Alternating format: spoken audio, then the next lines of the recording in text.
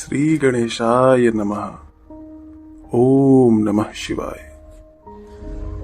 बहुत समय पहले की बात है कि रातों के नगर में एक ब्राह्मण रहता था जो ज्ञान में अज्ञानी, दरिद्र तथा वैदिक धर्म से विमुक्त था।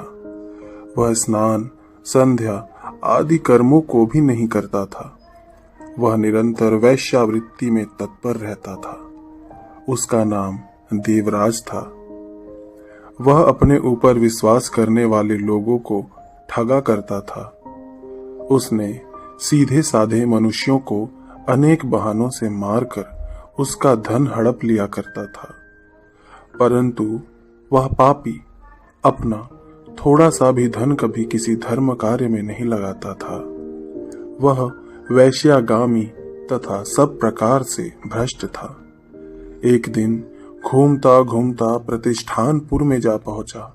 वहां उसने एक शिवालय देखा जहां बहुत से साधु महात्मा एकत्र हुए थे।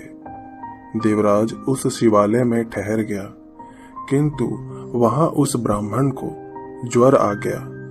ज्वर के कारण उसे बहुत पीड़ा होने लगी। वहां एक ब्राह्मण देवता शिव पुराण की कथा सुना रहे थे।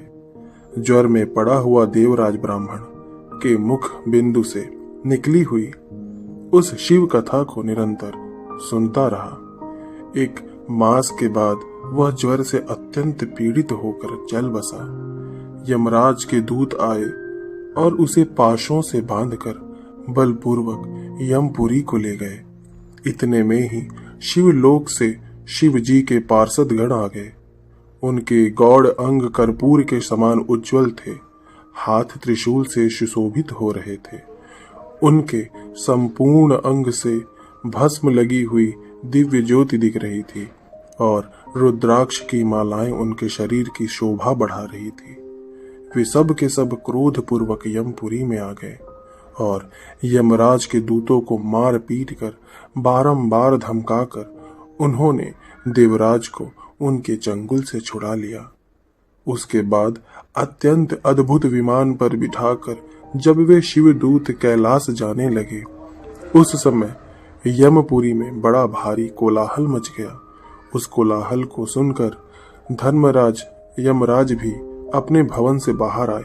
साक्षात दूसरे रुद्रों के समान प्रतीत होने वाले उन चारों दूतों को देखकर धर्मज्ञ धर्मराज ने उनका विधि पूर्वक पूजन किया और ज्ञान दृष्टि से देखकर सारा वृत्तांत जान लिया।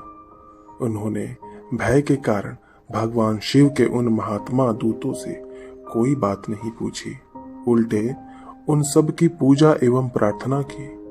तत्पश्चात वे शिवदूत कैलाश को चले गए और वहां पहुंचकर उन्होंने उस ब्राह्मण को दया सागर सांब शिव को सौंप दिया।